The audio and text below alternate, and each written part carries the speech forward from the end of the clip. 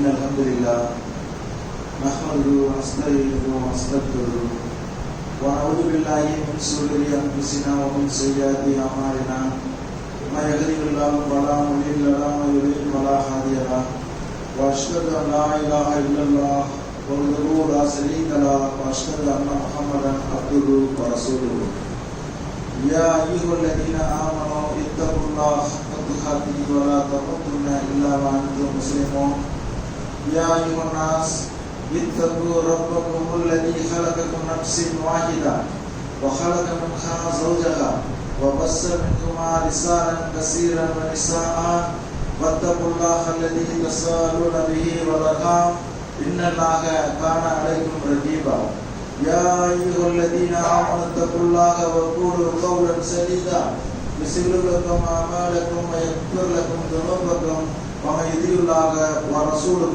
فقد فاز فوزا عظيما.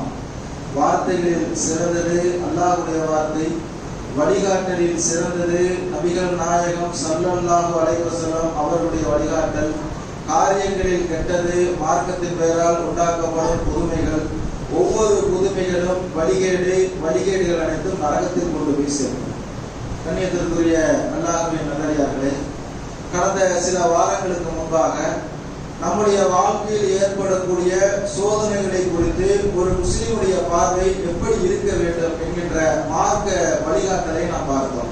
அதிலே இந்த உலகத்திற்கும் நமக்கும் என்ன தொடர்பு இருக்கிறது என்று அல்லாஹ்வுடைய தூதர் சொன்ன அந்த ஒரு மரத்திற்கும் ஒரு பயணிக்கும் இடையே என்ன உறவு இருக்கிறதோ அந்த உறவு தான் எனக்கும் இந்த உலகத்திற்கும் என்று அல்லாஹ்வுடைய தூதர் சொன்ன அந்த ஒரு அபிமொழியை மேற்கோள் காட்டி, நாம் முஸ்லிமாக சரியான முறையிலே அல்லாஹ்வும் அல்லாஹ்வுடைய தூதரும் சொன்ன அடிப்படையில் மார்க்க பற்றோடு நாம் வாழக்கூடிய நேரத்தில் நமக்கான சோதனைகள் என்பது தொடர்ச்சியாக வந்து கொண்டே இருக்கும். அது நம்முடைய மரணம் வரை வரும் என்கின்ற போன்ற செய்திகளையும், இந்த மரணம் வரை நமக்கு வரக்கூடிய சோதனைகள் எந்தெந்த வகைகளெல்லாம் வரும் என்று சொல்லி அல்லாஹ்வும் அல்லாஹ்வுடைய தூதரும் சொன்னார்களோ அந்த வழிமுறைகளை எல்லாம் சொல்லி, அந்த சோதனைகள் இன்றைக்கு ஏற்படக்கூடியது ஏதோ நேற்று திட்டமிட்டு இன்றைக்கு நம்முடைய வாழ்க்கையில் ஏற்படுவதல்ல.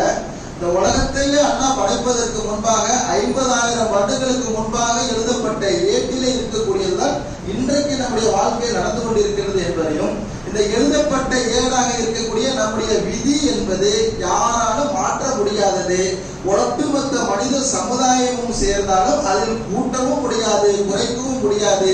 இந்த ஒரு அடிப்படையை நாம் புரிந்து கொண்டு நாம் வாழக்கூடிய நேரத்தில் நமக்கு எப்பேற்பட்ட சோதனைகள் வந்தாலும் அந்த சோதனைகளை மார்க்க வழிகாட்டுதலோடு அணுகக்கூடிய மக்களாக நாம் மாற முடியும். அப்படி மாறினோம் என்று சொன்னால் மகத்தான கூலியை மறுமையை நம்மால் பெற்றுக்கொள்ள முடியும் என்பன போன்ற செய்திகளை ஒரு சோதனை குறித்து ஒரு முஸ்லிமுடைய பார்வை எப்படி இருக்க வேண்டும் என்கின்ற மார்க்க வழிகாட்டுதலை நாம் பார்த்தோம். அதனுடைய தொடர்ச்சியாக இன்னும் சில செய்திகளை நாம் சேர்த்து தெரிந்து கொண்டோம் என்று சொன்னால் நம்முடைய ஈமானை பலப்படுத்தக்கூடிய, புதுப்பித்துக் கொள்ளக்கூடிய நன்மக்களாக மாற முடியும். இது போன்ற சோதனைகள் வரக்கூடிய நேரத்துல நமக்கு முன்னால் வாழ்ந்த நன்மக்கள் இருக்கிறார்களா இல்லையா, அந்த நன்மக்கள் எப்படியெல்லாம் இதை கையாண்டார்கள், நாம் இது போன்று கையாளக்கூடிய ஒரு முஸ்லிமாக இருக்கின்றோமா என்பதை நாம் உரசி பார்த்தோம் என்று சொன்னால், இந்த கையாளக்கூடிய விஷயத்தில், சோதனைகளை நாம் கையாளக்கூடிய விஷயத்தில் நாம் தோல்வி முகமாக இறங்கு முகமாக இருக்கின்றோமா அல்லது மார்க்க வழிகாட்டிய அடிப்படையில் சரியாகத்தான் நாம் நடக்கின்றோமா என்பதை நம்மளால் புரிந்து கொள்ள முடியும். கண்ணியத்திற்குரிய அல்லாஹ்வின் நல்லடியார்களே, சோதனையுடைய ஒரு மனிதனுக்கு ஏற்படக்கூடிய சோதனையிலே உச்சகட்ட சோதனை என்பது உயிரிழப்பு என்பதுதான் ஒரு மனிதனுடைய வாழ்க்கையில் ஏற்படக்கூடிய உச்சகட்ட சோதனை என்பது. ஒன்று தன்னுடைய உயிர் இறப்பதை, தன்னுடைய உயிர் போவதை குறித்து உண்டான கவலையாக இருக்கும், அல்லது தனக்கு விருப்பமான உயிர் பிரிந்து போனதை குறித்து உண்டான கவலை. இதை தாண்டிய ஒரு உச்சபட்ச கவலை என்பது மனிதனுக்கு நிச்சயமாக இருக்கவே இருக்காது. அப்ப இந்த உயிர் பிரிதல் இருக்குதா இல்லையா, அது நம்முடைய உயிராக இருக்கட்டும் அல்லது நமக்கு பிரியமானவருடைய உயிராக இருக்கட்டும், இது ஒரு மனிதனுக்கு ஏற்படக்கூடிய ஒரு மிகப்பெரிய ஒரு சோதனை தான். இதுல யாருக்கும் கடுகளவு மாற்று கருத்து என்பது இருக்க முடியாது. அப்படி என்று சொன்னால் இது போன்ற ஒரு சோதனைகள் நமக்கோ நம்முடைய குடும்பத்தாருக்கோ ஏற்படக்கூடிய நேரத்தில் நாம் எப்பேற்பட்ட வழிமுறைகளை கையாளக்கூடிய மக்களாக இருக்கிறோம் என்பதை நாம் தெரிந்து கொள்ள வேண்டும். அதை தெரிந்து கொள்வதற்கு முன்பாக நமக்கு முன்னால் வாழ்ந்த நன்மக்கள் இதை எப்படி கையாண்டார்கள் என்பதை பார்த்தோம் என்று சொன்னால் நம்முடைய ஈமானை புதுப்பித்துக் கொள்ளக்கூடிய மக்களாக நம்மளால் மாற முடியும். வரலாற்றிலே ஏராளமான சம்பவங்கள் கொட்டி கிடக்கின்றன. குறிப்பிட்ட சில செய்திகளை மாத்திரம் இந்த நேரத்தில் நாம் சொல்லிக் கொள்கின்றோம். பத்ர் போர்க்களத்தை பற்றி நமக்கு எல்லாம் நன்றாக தெரியும்.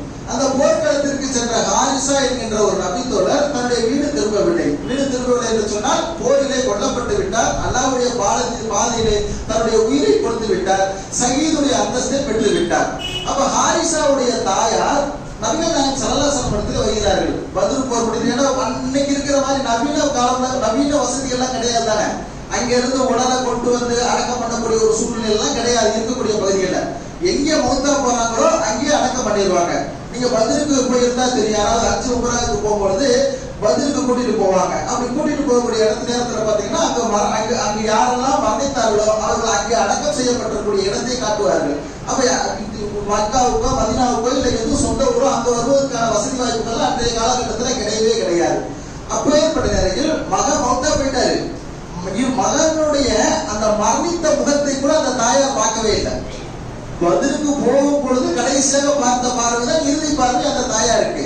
மௌத்தா போனது, அவர்களுக்காக தொலை வச்சது, அவர்களுக்காக வந்துகிட்டு ஏனைய காரியங்கள் செஞ்சது எதையும் அந்த தாயார் பார்க்கவே இல்லை. அவர்களுக்கு தெரியவே தெரியாது. பத்ர் போர் முடிந்து அல்லாஹ்வுடைய தூதர் மதீனாவிற்கு வருகின்றார்கள். மதீனாவிற்கு வந்த பிறகு நபிகள் நாயகம் ஸல்லல்லாஹு அலைஹி வஸல்லம் அவர்கள் தொழுவதற்காக உது செய்து கொண்டிருக்கின்றார்கள். அப்ப ஹாரிசாவுடைய தாயார் வர்றாங்க. தான் புள்ள வரலையே, போருக்கு போன தன்னுடைய பிள்ளை வரலையே என்கின்ற ஒரு கவலையில வர்றாங்க. வந்து அல்லாஹ்வுடைய தூதரத்தில் கேட்கின்றார்கள், அல்லாஹ்வுடைய தூதரே, என் மகன் ஹாரிசா பத்ருக்காக சென்றவர் திரும்பி வரவில்லை. மௌத்தா போயிட்டாங்க தெரியும் அவங்களுக்கு. அவங்க கவலையை கொட்டி தீர்ப்பதற்காக வரவில்லை. நன்றாக நம்முடைய ஈமானுக்கும் அந்த நன்மக்களுடைய ஈமானுக்கும் உள்ள அந்த வித்தியாசத்தை நாம் உணர்ந்து கொண்டோம் என்று சொன்னால் நம்முடைய ஈமானை நாம் எந்த அளவுக்கு இன்னும் பாதுகாப்பாக பத்திரப்படுத்தி வைத்துக் கொள்ள வேண்டும் என்ற ஒரு சிந்தனையை நம்மளால் வளர்த்துக் கொள்ள முடியும்.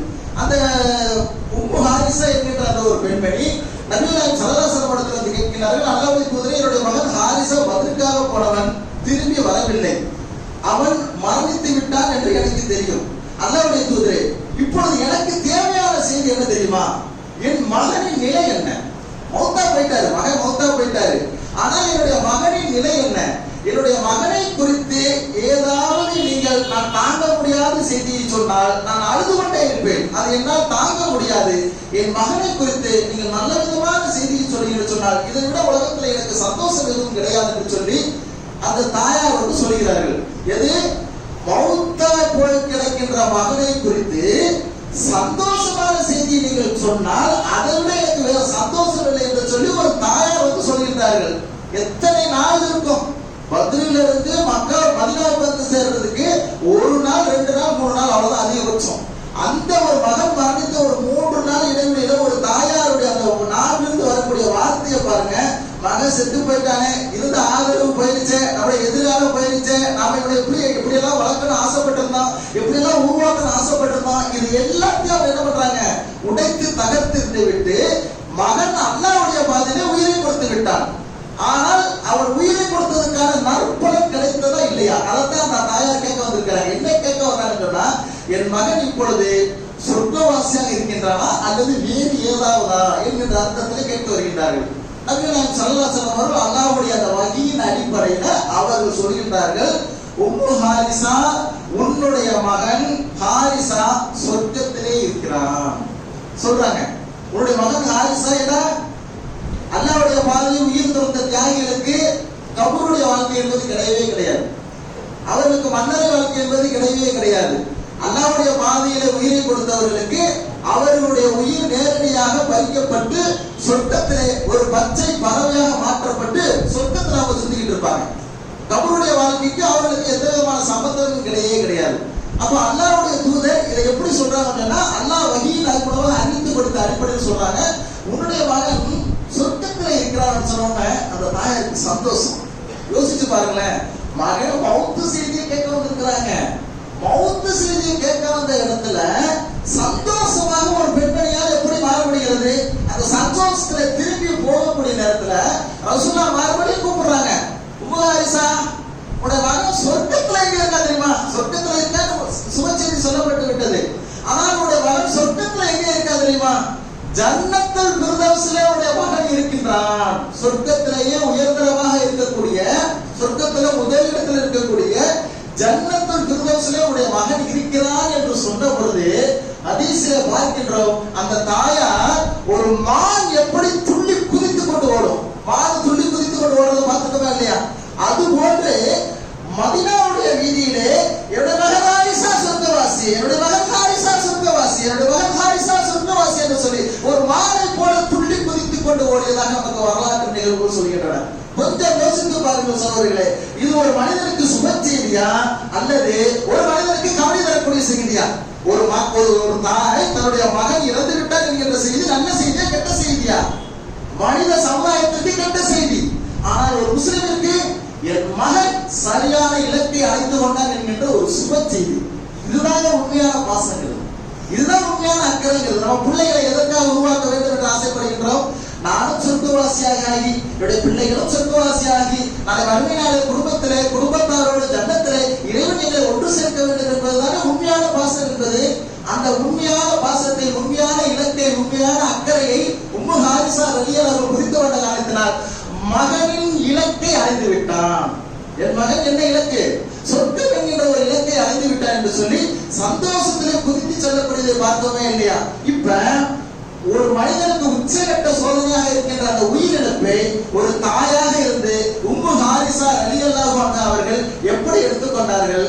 நாம் இது போன்று நம்முடைய வீடுகளிலே நம்முடைய பாசத்திற்குரியவர்கள் யாராவது இழக்க வேண்டிய ஒரு சூழ்நிலை ஏற்பட்டால் நாம் எப்படி எடுத்துக்கொள்கிறோம்? ஒவ்வொருவரும் சிந்தித்து பாருங்களேன். ஒரு சிறு வயதிலே இருக்கக்கூடிய இறப்பு என்பது, அதுவும் நமக்கு ஜனாசா தொழுகை நம்முடைய பிள்ளை நடத்துவான் என்று நாம் எதிர்பார்த்து காத்து கொண்டிருக்கக்கூடிய நேரத்தில் சில நேரங்களிலே அவர்களுக்கு ஜனாசா தொழுகை நாம் நடத்தக்கூடிய ஒரு சூழ்நிலையை இறைவன் உருவாக்கி தந்து விடுவான்.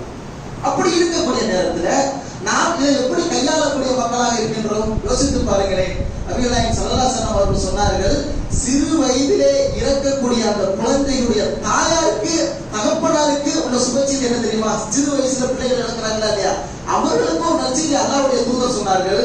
யாரெல்லாம் சிறு வயதிலே தன்னுடைய குழந்தையை இறக்கின்ற பெற்றோர்கள் அல்லாஹ் காட்டி தந்த அடிப்படையில் சபூர் எனும் பொறுமையை மேற்கொள்கிறார்களோ, பொறுமைங்கிறது ரொம்ப முக்கியம்.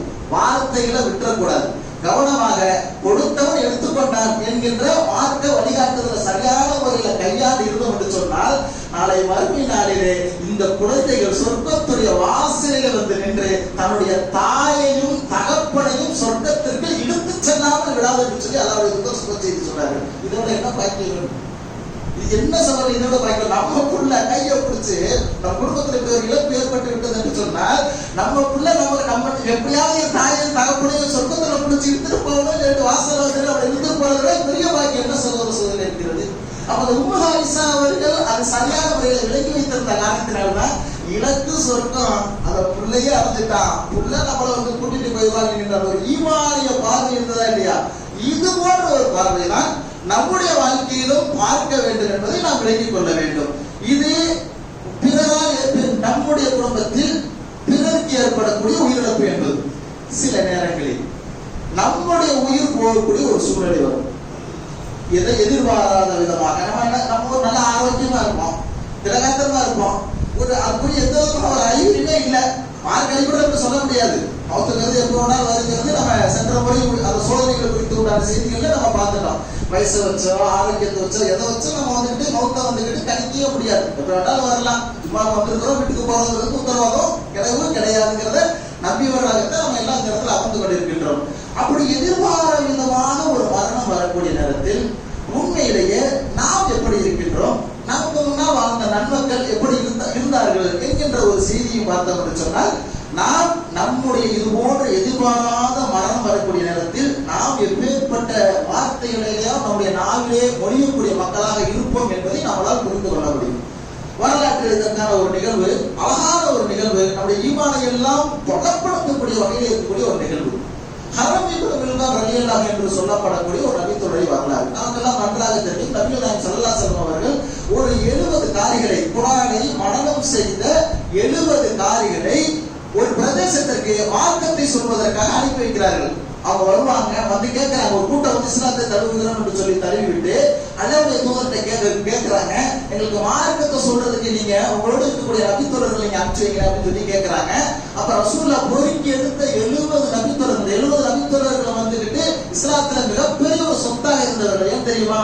70 பேர் குர்ஆனை மனனம் செய்தவர்கள். இவருடைய பணியே என்னன்னு கேட்டா, இரவு நேரத்திலே குர்ஆனை ஓதிக்கொள்வார்கள், ஒருவருக்கொருவர் கற்றுக் கொடுப்பார்கள், அவர்களிடமிருந்து அவரும் கற்றுக்கொள்வார்கள். பகல் நேரத்திலே மஸ்ஜித் நபவிக்கு பள்ளிவாசலுக்கு தேவையான தண்ணீரை கொண்டு வந்து தொலைதூரத்திலிருந்து எடுத்துட்டு வந்து வைப்பார்கள். விறகு பொறுத்து சென்ற விறகை எடுத்து சந்தையிலே காசாக்கி திண்ணை தோழர்களுக்கு அதன் மூலமாக உணவு தேவை பூர்த்தி செய்வார்கள். இப்படியான பல வேலைகளையும் செய்து கொண்டு குர்ஆனையும் மக்களுக்கு கற்றுக் கொடுத்துக் கொண்டு தானும் குர்ஆனோடு தொடர்பு இருக்கக்கூடிய ஒரு 70 பேர் நபிகள் நாயகம் ஸல்லல்லாஹு அலைஹி வஸல்லம் அவர்கள் அப்படியே செலக்ட் பண்ணி அனுப்பிச்சு வைக்கிறாங்க. ஆனால் வந்தவர்கள் இஸ்லாத்தை ஏற்றுக்கொள்ள வேண்டும், மார்க்கத்தை கற்றுக்கொள்ள வேண்டும் என்கின்ற அர்த்தத்திலாம் வரல. நயவஞ்சமாக ஏமாற்றி இவர்களை அழைத்து சென்று கொலை செய்ய வேண்டும் என்கின்ற நோக்கத்துல தான் அவர் வந்திருக்கிறார்கள். இதுல மிகப்பெரிய ஒரு பாகம் இருக்கின்றது. அல்லாஹ்வுடைய தூதருக்கு கூட நாளை நடப்பது என்னவென்று தெரியாது, அல்லாஹ் அறிவித்து தந்ததை தவிர. இன்னைக்கு நம்முடைய சமுதாயத்துல எனக்கு மறைவான ஞானம் தான் தெரியும், எனக்கு அதுதான் தெரியும், இதுதான் தெரியும், மார்க்கத்து பேரால் ஏமாற்றக்கூடிய அந்த ஏமாற்றி மோசடி பேர் வழியிடலாம். முஸ்லிம் சமுதாயம் இந்த சம்பவத்திலிருந்து மிகப்பெரிய ஒரு படிப்பினை பெற வேண்டியிருக்கின்றது. தன்னோடு இருக்கக்கூடிய அந்த 70 முத்து மாணிக்கம் தங்கத்திற்கு வைரத்திற்கு நிகரான அந்த நபித்தோழர்களை அழைத்து சென்று கொல்ல போகிறார்கள் என்கின்ற செய்தி அல்லாஹ்வுடைய தூதருக்கு தெரியாது. ரசூலுல்லாஹ் வெளுத்ததெல்லாம் பால் என்ற நினைப்பிலே மக்களுக்கு மார்க்கத்தை சொல்லத்தானே கேட்கின்றார்கள். ஒரு கூட்டத்துக்கு இஸ்லாம் போய் சேர்த்துமே என்று சொல்லி அந்த 70 நபித்தோழர்களையும் அவர்களோடு அனுப்பி வைக்கிறார்கள். மதீனாவில் இருந்து கிட்டத்தட்ட 80 கிலோமீட்டர் பயணம் செய்து போய்விட்டார்கள். பீருமா என்று சொல்லப்படக்கூடிய ஒரு இடம். அந்த இடத்தில் அவர்களை கொலை செய்வதற்காக திட்டமிட்டிருந்தவர்கள் அங்கே குழுமி இருக்கின்றார்கள். அழைத்து சென்றவர்கள் குழுமி இருந்தவர்கள் 70 நபித்தோழர்களையும் சுற்றி நின்று கொலை செய்வதற்கு தயாராகி விட்டார்கள். அப்பொழுது அந்த நபித்தோழர்களுக்கும் அவர்களுக்கும் இடையிலே வாக்குவாதம் ஓடுகிறது. நீங்கள் என்ன சொல்லி அழைத்து வந்தீர்கள்? எதற்காக நீங்கள் எங்களை அழைத்து வந்தீர்கள்? மார்க்கத்தை சொல்லித்தான் சொல்வதற்காகத்தானே நீங்கள் அழைத்து வந்தீர்கள். வந்துவிட்டு இப்படி நயவஞ்சகமான வேலை பார்க்கிறேன் என்ற பேச்சுவார்த்தை நடத்தி கொண்டிருக்கக்கூடிய நேரத்திலே சில பேரை வெட்டி சாய்க்க கொலை செய்ய ஆரம்பித்து விடுகின்றார்கள்.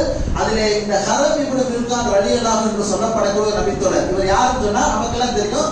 ரசூலுல்லாஹ்ட்ட 10 வருடமாக வேலை செய்த அனஸ் பின் மாலிக் ரலியல்லாஹு என்று சொல்லப்படக்கூடிய ஒரு சின்ன பையன் பார்க்கறோமா இல்லையா, அவருடைய தாய் மாமன் தான் இந்த ஹரம் இப்னு மில்கான் என்ற ரலியல்லாஹு என்று சொல்லப்படக்கூடிய ஒரு நபித்தோழர். இவர் எதிரிகளோடு பேசிக் கொண்டிருக்கக்கூடிய நேரத்துல பேச்சு நடந்துகிட்டே இருக்குது.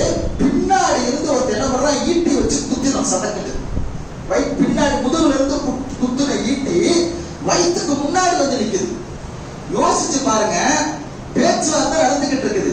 நடந்துகிட்டு இருக்கும் பொழுது திடீர்னு பின்னாடி இருந்து ஒரு ஆயுதத்தை வச்சு குத்துனா ஈட்டி முன்னாடி வந்து நிக்குதுன்னா இது நம்ம ஒவ்வொருத்தரையும் இந்த இடத்துல வச்சு நினைச்சு பாருங்க எப்படி இருக்கு இந்த இடத்துல. திடீர் தாக்குதல் நம்முடைய நாவிலிருந்து எப்படி வரும், என்னென்ன வார்த்தைகள் வரும்னு சொல்லிட்டு நமக்கே தெரியாது. ஆனால் அந்த நபித்தோழர் செய்த அந்த ஒரு காரியம் இருக்குது பாருங்க, சுபஹானல்லாஹ். இலக்கை சரியான முறையிலே, சோதனைகளை சரியான முறையிலே புரிந்து வைத்திருந்த காரணத்தினால் அவர்கள் கையாண்ட அந்த விதம் நம்மை அப்படியே மெய் சிலிர்க்க வைக்கின்றது. ரத்தம் அப்படியே பொட்டுது வயிற்று பகுதியிலிருந்து. இந்த ரத்தத்தை எடுத்து முகத்திலையும் தலையிலையும் தேய்ச்சி எதிரிகளை முதல்ல மரண வைக்கிறார். யோசிச்சு பாருங்க, குத்தி ரத்தம் வந்து அந்த ரத்தத்தை எடுத்து முகத்திலையும் தலையிலையும் தேய்ச்சா எதிரிக்கு எப்படி இருக்கும்? தேய்ச்சிட்டு சொல்றாரு அல்லாஹ் அக்பர். அவர் நாவில் இருந்து வந்த வார்த்தை, முதல் வார்த்தை, அல்லாஹ் மிகப்பெரியவன், வல்லாஹி ரப்பில் காபா, காபாவின் இறைவன் மீது ஆணையாக நான் வெற்றி பெற்று விட்டேன். இந்த வார்த்தை தான் வந்துச்சு, வேற எந்த வார்த்தையும் வரவே இல்லை. இத பார்த்துட்டு அவர் பின்னாடி இஸ்லாத்தை தருவார். என்னடா ஒருத்தர் கொலை செய்யணும், ஐயோ அம்மான்னு கத்துவான்னு பார்த்தா அல்லாஹ் அக்பர்ங்கிறான், நான் வெற்றி பெற்றுட்டேங்கிறான். இவர்களுடைய பார்வையில் அது தோல்வி அடைஞ்சது. கொலை செஞ்சுட்டோம், ஆளை காலி பண்ணிட்டோம், முஸ்லிம்களை வெட்டி சாய்த்து விட்டோம். இது எதிரியுடைய பார்வை. ஆனா முஸ்லிமுடைய பார்வை என்ன?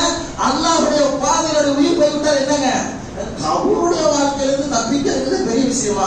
நபிகள் நாயகம் ஸல்லல்லாஹு அலைஹி வஸல்லம் அவர்கள் இந்த மன்னரையுடைய மன்னரிலிருந்து பாதுகாப்பு தேடுவதை பற்றி, மன்னருடைய அதாபுகளை பற்றி எவ்வளவு கடுமையாக எச்சரிச்சிருக்காங்க. அப்பேற்பட்ட அந்த மன்னரிலிருந்து தப்பிக்கக்கூடிய ஒரு காரியம் தான் அல்லாஹ்வுடைய பாதையிலே ஷஹீதாக ஆகக்கூடிய ஒரு வாய்ப்பு. அந்த ஒரு வாய்ப்பு தனக்கு கிடைத்து விட்டது, நான் வெற்றி பெற்று விட்டேன் என்று சொல்லி ஹரம் இப்னு மில்கான் ரலியல்லாஹு அவர்கள் சொன்னார்களா இல்லையா? நான் வெற்றி பெற்று விட்டேன் அல்லாஹ்வின் மீது ஆணையாக என்று சொல்லி அல்லாஹ்வை அந்த இடத்துல அல்லாஹு அக்பர் என்று போற்றி புகழ்ந்தார்களா இல்லையா? கொஞ்சம் யோசித்து பாருங்கள் சகோதரர்களே. இதே ஒன்று நமக்கு எதிர்பாராத ஒன்று நடந்து விட்டது. என்ன செய்வோம், என்ன நடப்போம், என்ன பேசுவோம்? மனசாட்சியத்துக்கு ஒவ்வொருத்தர் கேட்டு பார்ப்போமே. இது போன்ற ஒரு சோதனை எனக்கு வரக்கூடிய நேரத்தில் இப்படி இருந்தேன் என்று சொன்னால் எனக்கு மகத்தான மறுமையில கூலி கிடைக்கவே என்கின்ற ஒரு சிந்தனையை நாம் வளர்த்துக் கொள்ளக்கூடிய மக்களாக இருக்க வேண்டும். அப்ப இந்த சோதனைகள் என்பது நாம எப்படி கையாள வேண்டுமோ அப்படி கையாளம் என்று சொன்னால் நமக்கு முன்னால் வந்த நண்பர்கள் அதை எப்படி அணுகினார்கள் என்ற வழிமுறைகளையும் சரித்திரங்களையெல்லாம் படித்து பார்க்கக்கூடிய நேரத்திலே உண்மையிலேயே இது போன்ற இன்னும் கோடான கோடி மடங்கு சோதனைகள் வந்தாலும் சரி அதை சகஜமாக சாதாரணமாக கடந்து செல்லக்கூடிய நண்பர்களாக நம்மளால் மாற முடியும். இப்ப இது போன்ற உயிரிழப்புகள் இருக்கக்கூடிய சம்பவங்கள் நிறைய இருக்குது. ரெண்டு போகும். அடுத்த ஒரு மனிதனுக்கு ஏற்படக்கூடிய ஒரு பெரிய சோதனை பொருளாதார ரீதியான சோதனை. பொருளாதார ரீதியான சோதனைனா பொருளாதார இழப்பு. நிறைய வச்சிருப்போம், திடீர்னு ஒண்ணுமில்லாம போயிடும், அது பாதி போயிடும். 20 வருஷம் சம்பாத்தியமா இருக்கும், 30 வருஷம் சம்பாத்தியமா இருக்கும், 60 வருஷம் சம்பாத்தியமா இருக்கும். ஒண்ணுமே இல்லாம காலி ஆகக்கூடிய ஒரு சூழல் இருக்குதா இல்லையா? இது மனிதனால் ஏற்படுத்தி தாங்கிக் கொள்ள முடியாத ஒரு சோதனை. ஏன்னா அண்ணாவே திருக்குறாங்க சொல்றான், சூரா தௌபாவுடைய 111வது வசனத்தை நீங்கள் எடுத்து பார்த்தீங்கன்னு சொன்னால் இன்னல்லாஹ யஸ்தரா மினல் மூமினூன அன்ஃபுஸஹும் வ அம்வாலஹும் ஃபீ அன்னலஹும் ஜன்னah. ஈமான் கொண்டவர்களிருந்து அவருடைய உயிர்களையும் பொருளாதாரத்தையும் நான் சொர்க்கத்துக்கு பகரமாக விலைக்கு வாங்கிக் கொண்டேன். சொர்க்கத்திற்கு தகுதியான 2 மகத்தான சோதனை என்ன சொல்றான்? என்னது 2? ஒண்ணு உயிர், இன்னொன்னு பொருளாதாரம். இப்ப உயிரை பத்தி பார்த்தோமா? இந்த பொருளாதாரத்தை நாம் இழக்கக்கூடிய நேரத்திலையும் அதிலேயும் நமக்கு மகத்தான கூலி இருக்கிறது என்பதை நாம் விளங்குறோமா? இல்ல போச்சேன்னு சொல்லிட்டு புலம்பி தள்ளக்கூடிய மக்களாக நாம் இருக்கின்றோமா? ஒவ்வொருவரும் நாம் சிந்தித்து பார்க்க வேண்டும். இதற்கு வரலாற்று ரீதியாக நிறைய சம்பவங்கள் இருந்தாலும் குறிப்பிட்ட சில செய்திகள் சம்பவங்கள் மாத்திரம் நாம் இந்த நேரத்தில் பார்க்கணும். சுஹைப் ரூமி ரலியல்லாஹு என்று சொல்லப்படக்கூடிய ஒரு நபித்தோழர். இவர் யாருன்னு கேட்டால் கிறிஸ்தவ மதத்திலிருந்து வந்தவர். சுஹைப் ரூமிங்கிறவர் ரோமாபுரியை சார்ந்தவர். ரூமினா அந்த ரோமாபுரியை சார்ந்தவருக்கு ரூமி என்று சொல்வாரு. ரோமாபுரியை சார்ந்தவர் கிறிஸ்தவ மதத்திலே அறிஞராக இருந்தவர். அவர் கிறிஸ்தவ மதத்தில் அறிஞராக இருந்த காரணத்தினால முன்னாடி கிறிஸ்தவர்களுக்கு கொடுக்கப்பட்ட வேதம் என்ன? இன்ஜில். அந்த இன்ஜிலை அவர் கரைத்து குடிக்கக்கூடிய இடத்துல முழுவதுமாக படித்த இடத்துல இருந்திருந்த காரணத்தினால் நபிகளாருடைய முன்னறிவிப்பு இன்ஜிலே இருக்கிறது. ஒரு நபி வருவார் என்ற முன்னறிவிப்பு அவருக்கு தெரியும். ஒரு அறிஞராக இருந்த காரணத்தில் அறிந்து கொள்கின்றார். அப்ப ஒரு அறிஞராக இருந்து அவர் ரோமாவில் இருக்கக்கூடிய காலத்துல மக்காவிலே நபி வந்துவிட்டார் என்கின்ற செய்தி பல திசைகளும் பரவக்கூடிய நேரத்தில் அது ரோமாபுரிக்கு போகின்றது. சுஹைப் ரூமி இதை எதிர்பார்த்தவராக இருந்த காரணத்தினால் நபிகளாரை தேடி மக்காவிற்கு வருகின்றார்கள். மக்காவிற்கு வந்து இஸ்லாத்தை ஏற்றுக்கொள்கிறார்கள். இவர் யார் என்று சொன்னால் ஒரு தொழிலே கைது இருக்கக்கூடியவராக இருந்தார். தங்க நகை செய்யக்கூடிய ஒரு ஆசாரி, பொற்கொள்ளர் என்று சொல்லுவோமா இல்லையா? தங்க நகை செய்யக்கூடிய அந்த பொற்கொள்ளர், அதுல வந்துகிட்டு இவர் கொஞ்சம் நல்லா கை தேர்ந்தவராக இருந்தார். அப்ப ரசூலுல்லாஹ் இஸ்லாத்தை தழுவிட்டு தன்னுடைய ஊருக்கு போக என்ன பண்றாரு? தூதரோடு நபியோடு இருந்த நம்ம மார்க்க செய்தியில இன்னும் அதிகமாக தெரிந்து கொள்ளலாம் என்று சொல்லி தூதரோடையே தன்னுடைய வாழ்க்கையை கழிக்கின்றார் மக்காவிலே. ஒரு கட்டத்திலே நபிகள் நாயகம் ஸல்லல்லாஹு அலைஹி வஸல்லம் அவர்கள் ஹிஜ்ரத் செய்து போகக்கூடிய ஒரு சூழலுக்கு தள்ளப்பட்டார்கள் என்று நமக்கு தெரியும். நபித்துவத்துடைய 13வது ஆண்டு நபிகள் நாயகம் ஸல்லல்லாஹு அலைஹி வஸல்லம் அவர்கள் தன்னுடைய மக்கா வாழ்க்கையை விட்டுவிட்டு மதீனா வாழ்க்கைக்காக ஹிஜ்ரத்திற்காக புறப்பட்டார்கள் என்கின்ற ஒரு செய்தி தெரியும். அப்படி புறப்படக்கூடிய நேரத்தில் சிறு சிறு குழுக்களாக முன்னாடி நிறைய பேர் போனாங்க. நபிகள் நாயகம் ஸல்லல்லாஹு அலைஹி வஸல்லம் அவர்களும் அவர்களோட அபூபக்கர் சித்திக்களும் போனாங்க. அவர்கள் போனதுக்கு பின்னாலும் சில பேர் போனாங்க. ரசூலா போனதுக்கு பின்னாடி மதீனாவை நோக்கி போகக்கூடிய ஒருவர்ல யார் இருந்தாங்கன்னு கேட்டா இந்த சுஹைப் ரூமி ரலியல்லாஹு அன்ஹு அவர்கள் இருந்தார்கள். இந்த சுஹைப் ரூமி ரலியல்லாஹு அவர்கள் அப்படி புறப்படக்கூடிய நேரத்துல மக்கால வந்து ஒரு தங்க நகை ஆசாரியாக இருந்து ஒரு வியாபாரம் செஞ்சுட்டு இருந்தாரு இல்லையா? பொருளாதாரத்தை நல்லபடியாக சேமிச்சு வச்சிருந்தாரு, பொருளாதாரத்தை நல்லபடியாக சம்பாதிச்சு வச்சிருந்தாரு. அப்ப இந்த பொருளாதாரத்தை எல்லாம் எடுத்துக்கிட்டு அவர் என்ன பண்றாரு? மதீனாவை நோக்கி நபியை நோக்கி அவர் ஹிஜ்ரத் செய்வதற்காக புறப்பட்டு வழியிலே சென்று கொண்டிருக்கக்கூடிய நேரத்தில் மக்கத்து குறைசிகளால் தடுத்து நிப்பாட்டப்படுகின்றார்.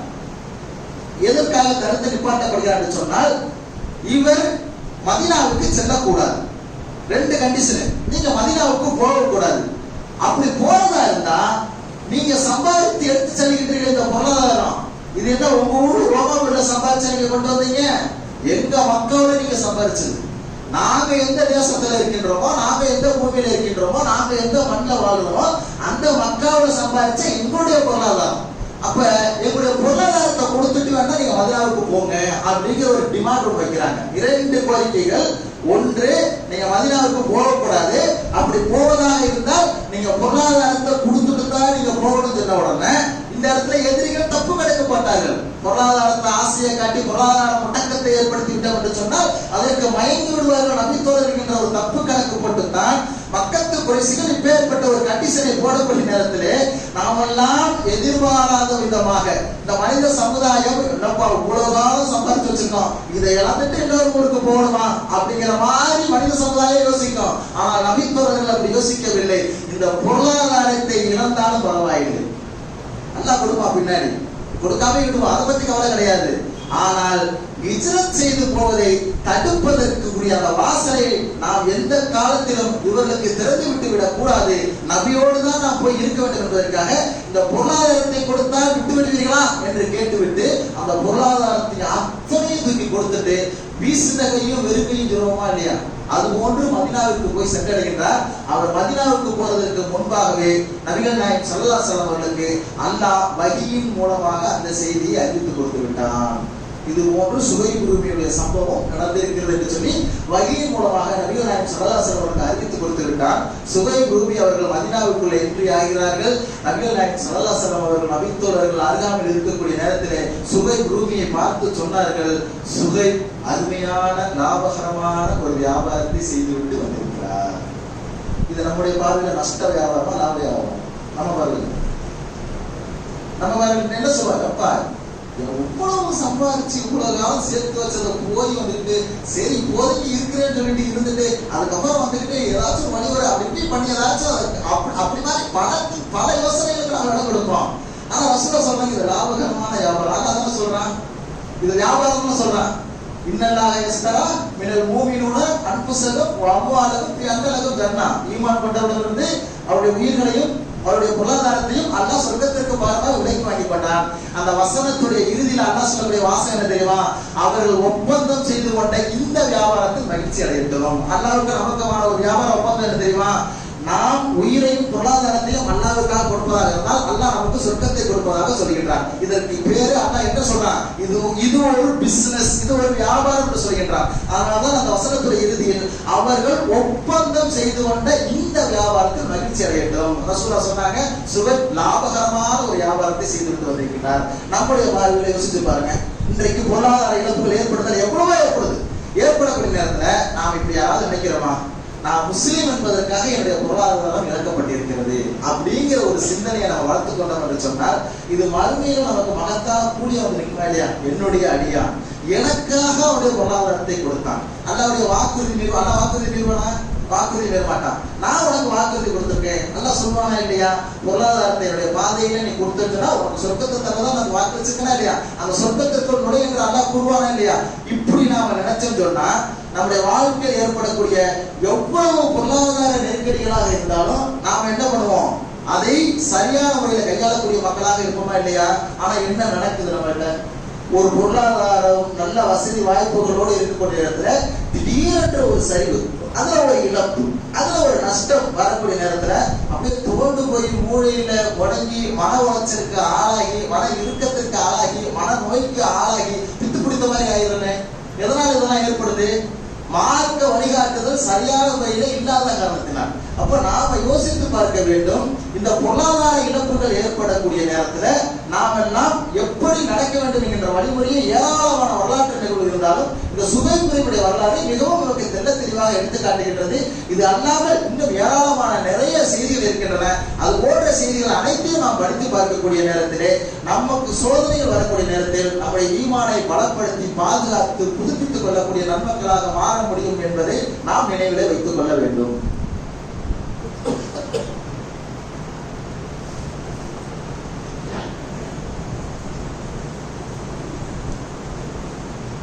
அல்ஹம்துலில்லாஹி ரப்பில் ஆலமீன். கண்ணியத்துக்குரிய அல்லாஹ்வின் அடியார்களே, இந்த பொருளாதார இழப்பு என்பது மனிதனுடைய வாழ்க்கையில் மிக ஒரு பெரிய தாக்கத்தை ஏற்படுத்தக்கூடிய விஷயம். அதே நேரத்தில் பொருளாதாரம் என்பது மிக ஒரு முக்கியமான இடத்தையும் ஒரு மனிதனுடைய வாழ்க்கையில் பிடிக்கக்கூடிய இடத்துல தான் இருக்கின்றது. இதை நாம சரியான முறையில புரிந்து கொண்டோம் என்று சொன்னால் வந்தாலும் சரி போனாலும் சரி அதை பற்றி பெரிதாக கவலைப்படக்கூடிய மக்களாக நாம் இருக்க மாட்டோம்.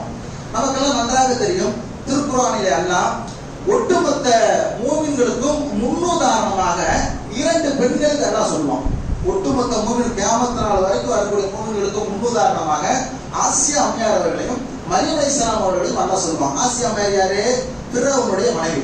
யோசிச்சு பாருங்களேன், பிர்ரவுனுடைய மனைவியாக இருந்த அந்த ஆசியா அம்மையார் அவர்கள் ஒரு மன்னனின் மனைவி என்று சொன்னால் எவ்வளவு அவர்கள் வசதி வாய்ப்புகளோடு வாழ்ந்திருப்பார்கள். மன்னர்களை இன்னைக்கு இருக்கிற மாதிரி வச்சுக்கூடாது. அன்றைக்கு பிர்ரவுன் அந்த எகிப்து தேசத்தை ஆண்டு கொண்டிருக்கின்ற பிர்ரவுன் என்கின்ற ஒரு மன்னன் எப்பேற்பட்டவன் என்று சொன்னால், இன்னைக்கு இருக்கிற மாதிரி எதிர்கட்சி மனித உரிமை ஆணையம் கேள்வி கேட்கறது, கொஸ்டின் கேட்கறது, இதுக்கெல்லாம் வேலையே கிடையாது. அவன் என்ன நினைச்சாலும் செய்வான். அவன் வைக்கிறதா சட்டம். ஏன் கேள்வி கேட்கறதுக்கு யாரும் கிடையாது. அப்பேற்பட்ட ஒரு ஆட்சிக்கு சொந்தக்காரன். இன்னைக்கு இருக்கிற மாதிரி உள்ள ஆட்சி, இன்னைக்கு இருக்கிற மாதிரி அரசாங்கம், இன்னைக்கு இருக்கிற மாதிரி மன்னர்கள் அப்படிலாம் நினைச்சக்கூடாது. எதை நினைத்தாலும் செய்யக்கூடிய இடத்துல இருக்கக்கூடிய ஒருவன், அவர்களுடைய மனைவி, அவர்களும் சந்தோஷமாக சொகுசான ஒரு மாளிகையிலே வாழ்ந்து கொண்டிருக்கின்றார்கள். பணி செய்வதற்கு பல்லாயிரக்கணக்கான பெண்கள் இருக்கின்றார்கள். முத்து மாலைகள், தங்க ஆபரணங்கள் என்று சொல்லி கொட்டி கிடக்கின்றன. மூசா அலைஹிஸ்ஸலாம் அவர்கள் இந்த மார்க்கத்தை சொல்கிறார்கள். இந்த மார்க்கத்தை சொன்னவுடன் அந்த இஸ்லாத்தை அவர்கள் ஏற்றுக்கொண்டு முஸ்லீமாக மாறுகிறார்கள். அப்படி மாறக்கூடிய நேரத்தில் நன்றாக அவர்களுக்கு தெரியும், ஊர்ல இருக்கிற எல்லாத்தையுமே பழசத்துக்கிட்டு இருக்கிற பிர்ரவுன் தன்னுடைய மனைவி முஸ்லீமாக ஆகிவிட்டார், இஸ்லாத்தை ஏற்றுக்கொண்டவர்கள் சும்மா விடுவானா? கௌரவ பிரச்சனை. மற்ற எல்லாத்தையோட இதுதான் முக்கியமான கௌரவ பிரச்சனை பிர்ரவுனுக்கு. ஏன் உலகத்துல நீங்க பாக்குறோமே இல்லையா, இந்த கௌரவ கொலைகள் நடக்கிறதெல்லாம் பாருங்க. பெத்த மகனை சாவடிப்பாங்க. எதற்காக? கௌரவம் போயிடுச்சு அப்படிங்கிறதுக்காக. அது கண்ணுக்கு முன்னாடி கௌரவம்னு மனுஷனுக்கு வந்துச்சுங்களா, கண்ணுக்கு முன்னாடி என்ன இருக்குன்னு தெரியாது, மகனா எதுவுமே தெரியாது. அந்த அளவுக்கு இந்த கௌரவம் என்பது மனிதர்களுடைய உள்ளத்துல வந்துட்டு மிகப்பெரிய ஒரு தாக்கத்தை காலங்காலமாக ஏற்படுத்தி இருக்கிறது. இன்னைக்கே இப்படி நடக்குதுன்னு சொன்னா, அதாவது இன்னைக்கு அரசாங்கம் இருக்குது, எல்லாம் இருக்குது, தடைபடக்கூடிய, அவனை கட்டுப்படுத்தக்கூடிய, அவனுக்கு தடவை கொடுக்கக்கூடிய எல்லா இடமும் இப்படி இருக்குன்னா, எதுவுமே கட்டுப்படுத்த முடியாத இடத்துல இருக்கக்கூடிய பிர்ரவுனுக்கு கௌரவம் எப்படி இருந்திருக்கும்? அப்ப இந்த அம்மாவுக்கு இதெல்லாம் தெரியாமையா இருக்கும். நாமே முஸ்லீமாகிவிட்டோம் என்று சொன்னால், இஸ்லாத்தை ஏற்றுக்கொள்ள சொன்னா, மற்றவர்களோட பன்மடங்காக நம்ம சித்திரவதைகளை, கொடுமைகளை அனுபவிக்க வேண்டியது இருக்கும். கொடுமையில அனுபவிக்க வேண்டும் மட்டுமல்ல, இருக்கக்கூடியது இலக்க நேரிடும். யாரும் பார்த்தோம், அடுத்த நிமிஷம் கொடுத்து வச்சு அனுபவித்துக் கொண்டிருக்கிற அத்தனை பேரும் மாளிகையிலிருந்து கோபுரத்திலிருந்து ஒரு பிளாட்பார்மிற்கு வந்த கதை போல அவருடைய கதை ஆகிவிடும். இருக்கக்கூடிய அத்தனை வசதிகளும் இழக்க நேரிடும், உயிரையும் இழக்க நேரிடும், சித்திரவதைகளை தாங்க நேரிடும் என்கின்ற எல்லாமே தெரிந்தும் அவர்கள் இஸ்லாத்தை ஏற்றுக்கொண்டு இறைவனுக்கு வைத்த கோரிக்கை எல்லாம் திருக்குறாங்க சொல்லிக்கிறாங்க. என்ன கோரிக்கை? இறைவா, சொர்க்கத்திலே எனக்கு ஒரு மாளிகையை கொடு. எதுவுமே இல்லை, எல்லாத்தையும் கொடுக்கறதுக்கு தயார், எல்லா வசதி வாய்ப்புகளையும் நான் இழக்கிறதுக்கு தயார். ரப்பே, சொர்க்கத்தில் ஒரு மாளிகை கொடுன்னு சொல்லி கேட்டாங்களா இல்லையா? யோசித்து பாருங்கள் சகோதரர்களே, எல்லாத்தையும் இழந்து விட்டு அந்த இலக்காக இருக்கக்கூடிய சொர்க்கத்தில் ஒரு வீடு கட்டாங்களா இல்லையா? அல்லாஹ் சொல்றான், ஒட்டுமொத்த மூமின்களுக்கும் இவர்களிடத்துல முன்மாதிரி இருக்கிறது, முன்னுதாரணம் இருக்கிறது. அப்ப இந்த முன்னுதாரணத்தை நாம் எடுத்துக்கணும். இஸ்லாத்திற்காக, மறுமைக்காக, சொர்க்கத்திற்காக நமக்கு ஏற்படக்கூடிய இழப்புகளுக்கு பகரமாக இறைவன் நாளை மறுமை நாளையில மகத்தான கூலியை தருவான் என்கின்ற ஒரு சிந்தனையை இந்த ஆசியாமையோடைய வரலாற்றில் வந்து படிப்பினை வரக்கூடிய மக்களாக நாம் இருக்கின்றோமா? இப்படி நாம் ஒவ்வொரு விஷயத்திலும் படிப்பினை பெறக்கூடிய மக்களாக இருந்தோம் என்று சொன்னால், இது அல்லாமல் இன்னும் எத்தனை சோதனைகள் வந்தாலும் சரி, அத்தனை சோதனைகளிலும் நாம் மார்க்க வழிகாட்டுதலை கையாளும் என்று சொன்னால், உலகத்திலும் நிம்மதியாக வாழலாம், நாளை மறுமை நாளிலும் நிம்மதியாக வாழலாம். அல்லாஹ் நமக்கு உத்தரவாதம் தருகின்றான். மன் அமில சாலிஹன் மின் தக்ரின் அவுஸா வஹுவ முஃமினூன் ஃபலருஹியன்னஹு ஹயாத்தன் தய்யிபா. நீங்கள் ஆணோ பெண்ணோ ஈமான் கொண்டு நல்லறங்கள் செய்தால் உங்களை மகிழ்ச்சியாக வாழச் செய்வோம் என்று சொல்லி படைத்த ரப்புல் ஆலமீன் நமக்கு உத்தரவாதம் தருகின்றான். அந்த ரப்புல் ஆலமீனுடைய அந்த கட்டளை ஏற்று நடக்கக்கூடிய மக்களாக வல்ல ரஹ்மான் நம் அனைவரையும் ஆக்கி அருள் புரிவானாக. வஆஹிரு தஅவானா